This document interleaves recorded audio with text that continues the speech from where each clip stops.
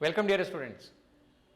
पिछले टॉपिक में आपने और हमने potential energy, conservation of energy और वर्क एनर्जी थ्योरम के बारे में कुछ बातें की थी।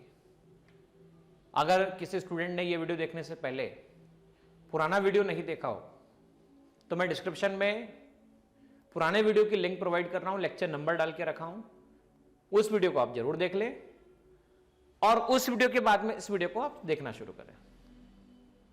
और कभी उस वीडियो को देखने में कोई भी ऐसी बात समझ में ना आए तो उस वीडियो के डिस्क्रिप्शन में भी एक लिंक दी हुई है, उससे पहले वाला वीडियो भी आप देख सकते हैं।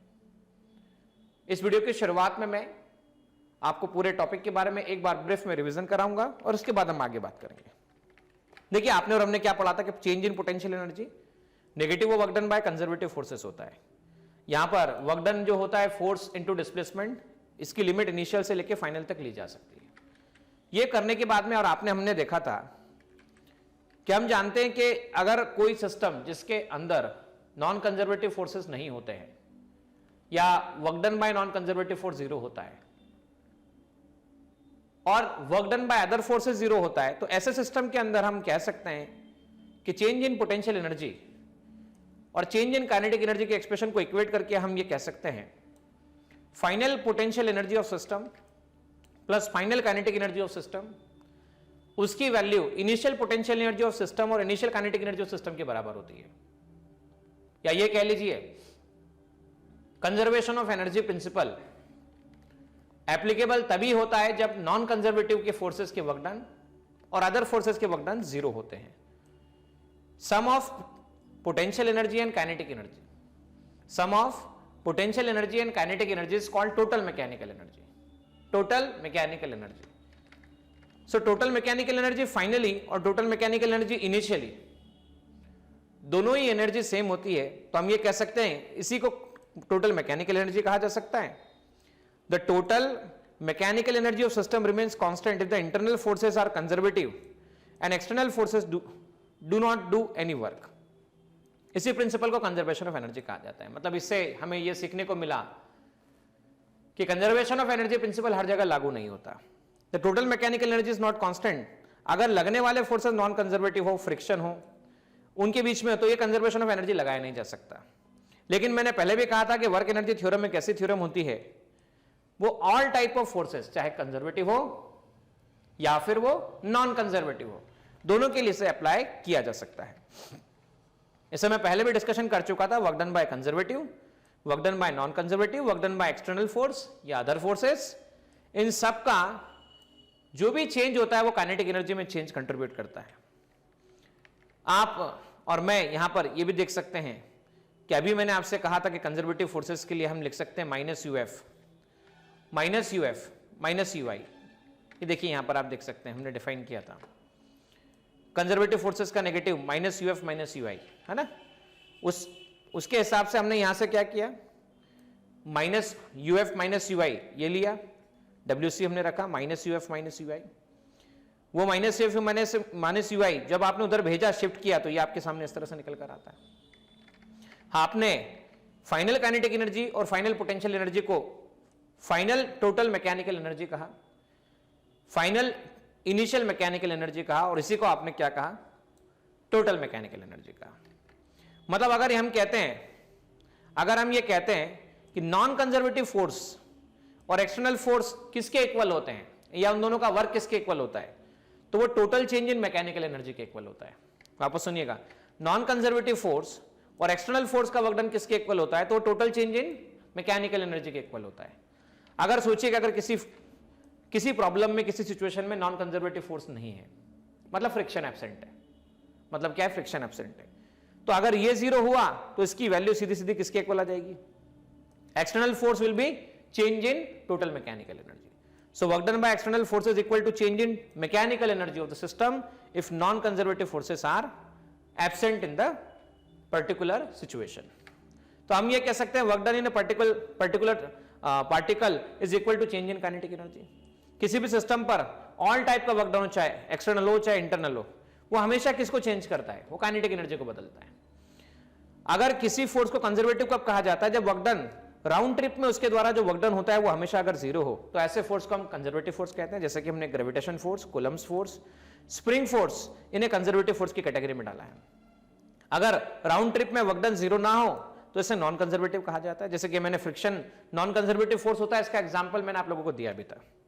पोटेंशियल एनर्जी में जो भी चेंज होता है वो correspond to conservative internal forces के द्वारा जो भी चेंज होता है, चेंज इन पोटेंशियल एनर्जी, वो negative work done by conservative forces के इक्वल होता है। मतलब पोटेंशियल एनर्जी का जो चेंज होता है वो कंजर्वेटिव फोर्सेस से डिफाइन किया जाता है। अगर कोई एक्सटर्नल फोर्स नहीं होता है, अगर मतलब work done by external force zero होता है और इंटरनल फोर्सेस अगर कंजर्वेटिव नेचर के होते हैं, तब उस केस में मैकेनिकल एनर्जी सिस्टम की कांस्टेंट होती है। जैसा कि मैंने आप लोगों से कहा था, क्या कहा था, ये देखिए यहां पर ध्यान से हमने क्या कहा था भाई, अगर ये जीरो हो जाए, ये जीरो हो जाए, ये जीरो हो जाए, ये जीरो हो जाए, दोनों का सम, तो उस स्थिति के अंदर total mechanical energy of system हमेशा कांस्टेंट रहती है। यह हमने बात यहां पर कंक्लूड की थी। If the sum of internal forces are non conservative in the nature, मतलब अगर कहीं फ्रिक्शन इन्वॉल्व हो गया, नॉन कंजर्वेटिव, एनर्जी डिसिपेट करने वाला कोई फोर्स इन्वॉल्व हो गया, तो कभी भी एनर्जी कंजर्व नहीं रहने वाली। अगर इंटरनल फोर्सेस कंजर्वेटिव होते हैं तो जो भी हम काम करते हैं वो मैकेनिकल एनर्जी को चेंज करता है। अगर इंटरनल फोर्सेस कंजर्वेटिव होते हैं तो जो भी एक्सटर्नल फोर्स वर्क करता है वो किसको चेंज करता है, टोटल मैकेनिकल एनर्जी को चेंज करता है। देखिए यहां पर एक क्वेश्चन की शुरुआत हम करते हैं। हम पहले तो हम ऑब्जेक्टिव क्वेश्चन के माध्यम से बात करेंगे और उसके बाद में हम लोग डिस्कशन करना शुरू करेंगे। The negative of work done by the conservative internal forces on the system is equal to, तो हम क्या कह सकते हैं बताइए, negative of work done by conservative internal forces is system is equal to, तो हम कहते हैं यहां पर पोटेंशियल एनर्जी में चेंज के इक्वल होगा, क्योंकि अभी हमने आपसे चर्चा की है।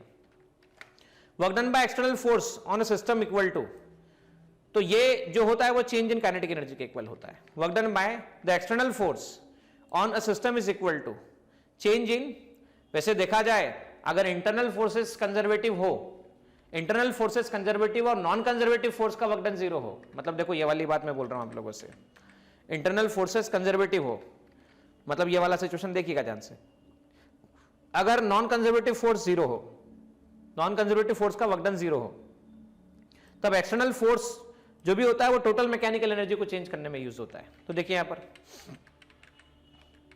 The work done by external force on a system is equal to change in its total mechanical energy. Total mechanical energy अगर क्या ना हो, कोई भी नॉन कंजर्वेटिव फोर्स ना हो, तब कोई भी नॉन कंजर्वेटिव फोर्स ना हो तब ऐसी बात होती है। पर अगर कंजर्वेटिव फोर्स है, मतलब फ्रिक्शनल फोर्स है सिस्टम में, मतलब अगर सिचुएशन में फ्रिक्शन एग्जिस्ट कर रहा है, तब उसका आंसर काइनेटिक एनर्जी दिया जाएगा, तब उसका आंसर काइनेटिक एनर्जी दिया गया।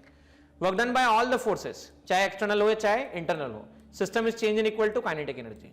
भाई all type of work done जब बोल दिया जाता है तो अब सीधा मतलब होता है कि काइनेटिक एनर्जी चेंज होगा, पर यहां पर all type of work done नहीं बोला है, तो हम ये कह रहे हैं work done by external forces, ये मानते हुए कि नॉन कंजर्वेटिव का वर्क डन जीरो है, फ्रिक्शन नहीं है, आंसर टोटल एनर्जी में चेंज होगा, क्योंकि आप फिर से यहां पर देख सकते हैं कि जब डब्ल्यू से जीरो आ रहा है तो डब्ल्यू एक्सटर्नल की वैल्यू इसके इक्वल निकल कर आ रही है, डब्ल्यू एक्सटर्नल आपके सामने निकल कर आ रहा है। मतलब if internal forces are conservative, internal forces are conservative but external forces also act on the system and they do work the system, और अगर कोई भी फ्रिक्शन नहीं है हो, तब वो मैकेनिकल एनर्जी को चेंज करता है, टोटल एनर्जी को चेंज करता है सिस्टम की।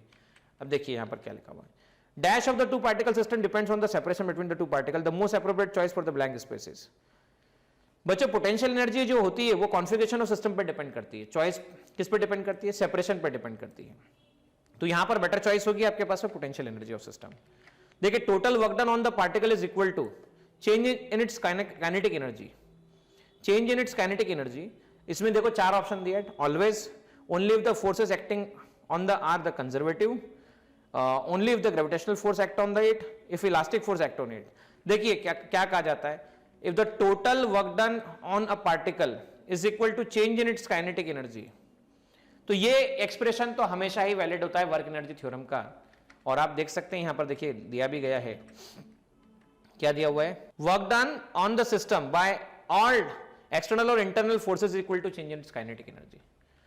तो किसी भी तरह का फोर्स हो, चाहे एक्सटर्नल फोर्स हो इंटरनल फोर्स हो, वो काइनेटिक एनर्जी में चेंज को कंट्रीब्यूट करता है। अब आइएगा वर्क एनर्जी थ्योरम के बेस पर, कंजर्वेशन ऑफ एनर्जी के बेस पर, इस पूरे लेक्चर के अंदर आप और हम डिस्कशन करेंगे क्वेश्चंस किस तरह से सॉल्व किए जाते हैं। तो देखिए पहला क्वेश्चन जो इसी टॉपिक पर से रिलेटेड है, वो देखिए पहला क्वेश्चन जो मैं आपके सामने डिस्कशन कर रहा हूं वो ये रहा क्वेश्चन। देखिए क्वेश्चन में क्या कहा गया, two charge particle A and B repel each other by the force K upon R square, where K is the constant and R is the separation between them. The particle A is clamped to the fixed point in the lab, and particle B, which has mass m, is released from rest with initial separation R0 from A. Find the change in potential energy of the two particle system as the separation increases to the large value, and what will be the speed of the particle in B in this situation. देखिए बच्चों, potential energy से related ये problem है आपके पास में, जिसमें बातें की गई हैं, डिस्कशन किया गया है ना। तो potential energy of charge particle system पढ़ाने के बाद में ये प्रॉब्लम को अटेम्प्ट किया जा सकता है, इसलिए हम इस प्रॉब्लम को उसी के बाद अटेम्प्ट करेंगे। जबकि हम यहां पर ये देख सकते हैं, मैंने पिछले लेक्चर में पोटेंशियल एनर्जी का फॉर्मूला आपसे डिस्कस किया था, वो mgs था। तो इस प्रॉब्लम को आप और हम अटेम्प्ट कर सकते हैं।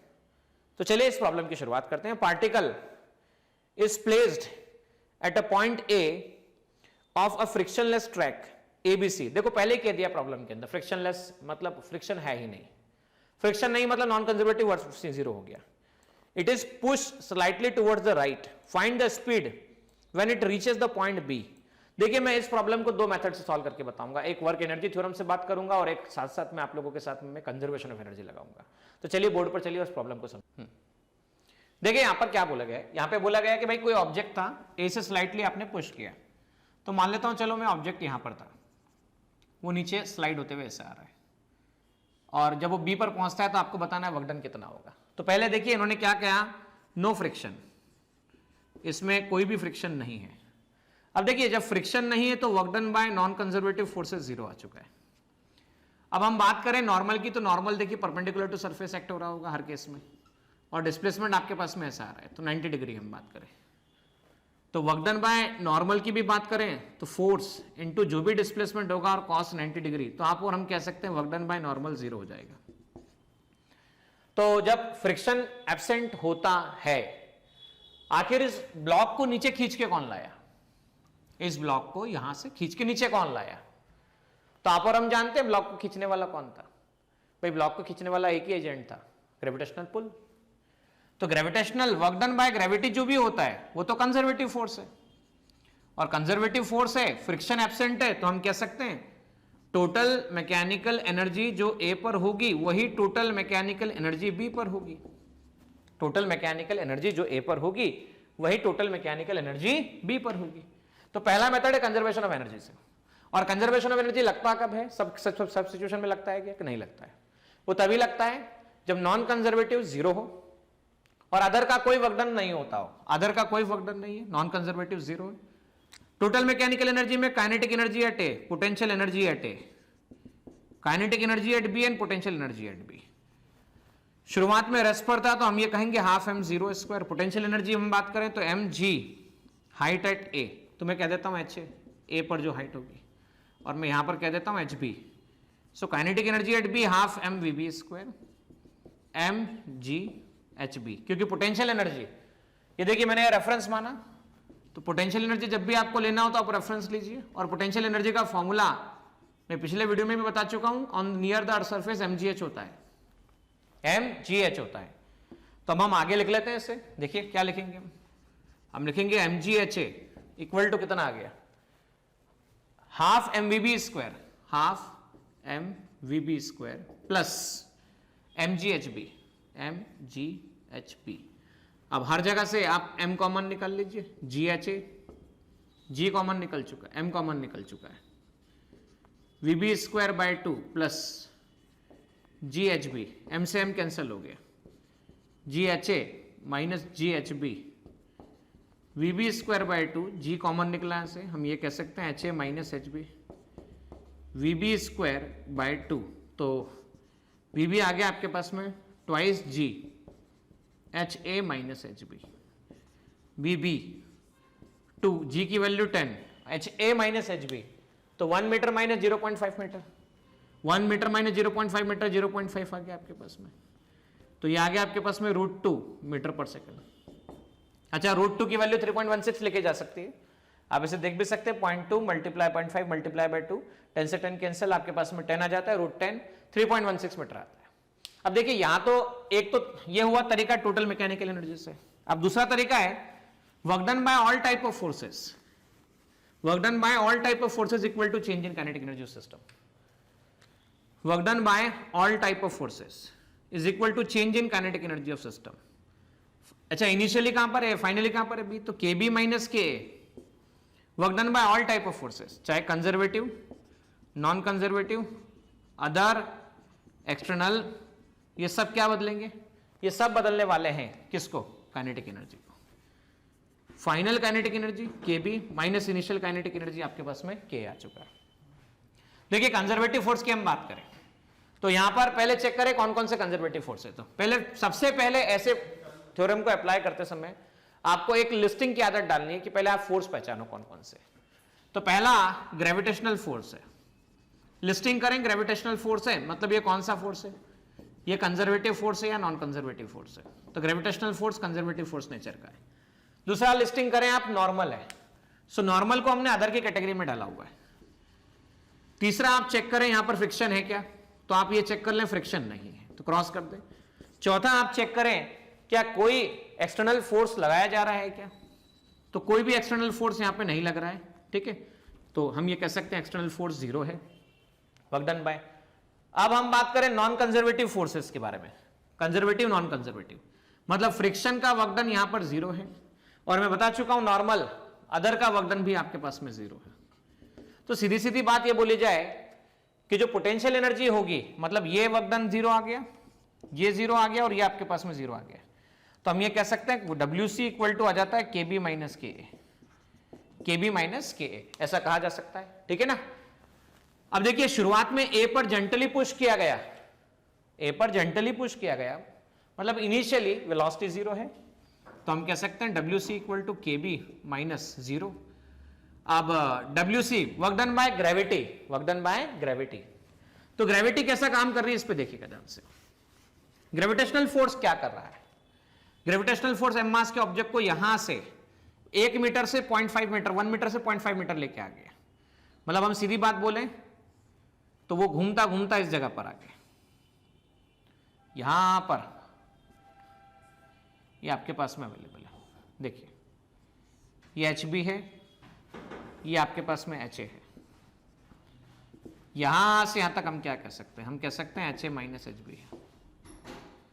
तो एम मास का ब्लॉक कितना नीचे आया, एम मास का ब्लॉक इतना नीचे आया, तो ग्रेविटेशनल फोर्स कितना है, mg है। डिस्प्लेसमेंट कितना है, तो डिस्प्लेसमेंट है HA माइनस HB। तो force displacement work done by gravity check कर लेते हैं, force displacement HA minus HB और cos 0 पॉजिटिव होता है, तो ग्रेविटी का वर्क डन आ गया positive, mg HA minus HB। तो आप देख सकते हैं हमने वर्क डन बाय ग्रेविटी में कह दिया mg, ब्रैकेट में क्या आएगा, ये आएगा HA माइनस HB।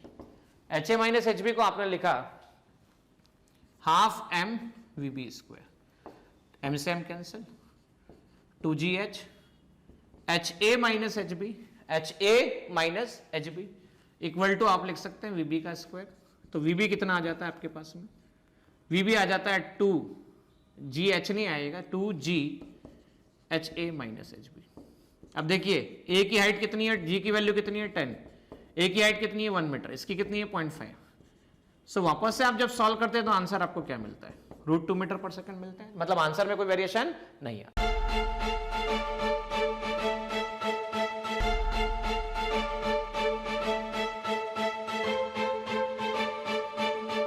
पुरोहित अकॅडमी, मेन ब्रांच प्रभात चौक, MJ कॉलेज रोड, लोकमान्य हॉस्पिटलच्या बाजूला, जळगाव आणि पांडे क्लासेस जवळ, बंधन बँके शेजारी, ट्रॅफिक गार्डनच्या समोर, जळगाव।